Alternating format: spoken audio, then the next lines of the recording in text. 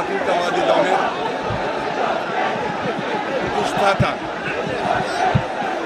এই গণজন্মা মহাপুরুষের মাজারে আমরা এসেছিলাম শ্রদ্ধা জানাতে, জিয়ারত করতে এবং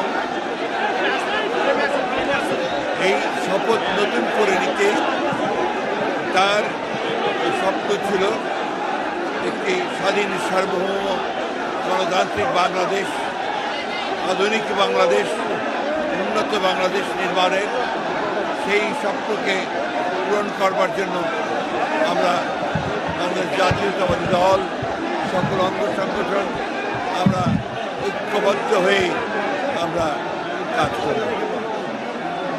আজকে এই মহান নেতার জন্মদিনে বারবার করে আমাদের মনে পড়ছে যে এই নেতা জন্মের যদি জন্ম না হতো তাহলে বাংলাদেশের স্বাধীনতা অবশ্যই আপনার কী অবস্থায় যেত এটা আমরা ঠিক জানি না।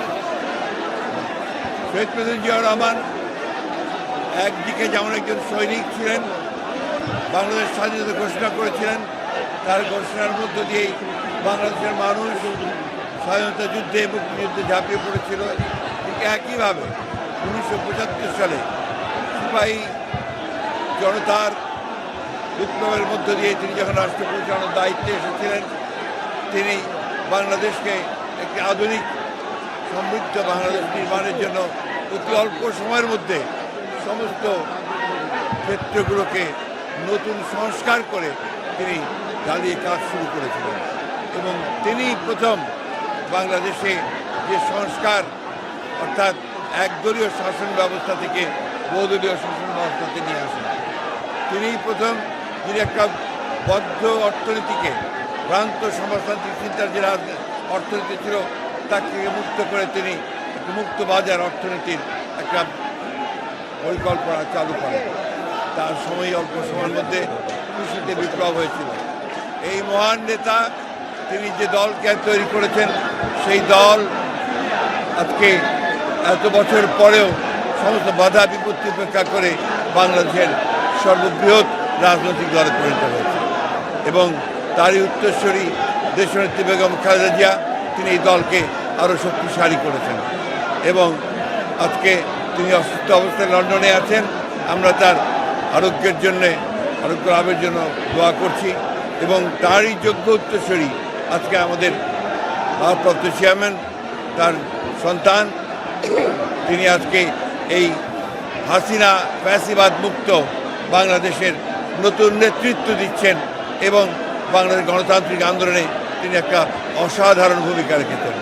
আমরা আজকের এই দিনে আমরা প্রার্থনা করছি যে সকল মানুষের ঐক্য আরও দৃঢ় হোক এবং অতি অল্প সময়ের মধ্যে যেন একটা নির্বাচনের মধ্য দিয়ে আমরা গণতন্ত্রে ফিরে যেতে পারি, সেই ব্যবস্থাটা কায়েম হোক।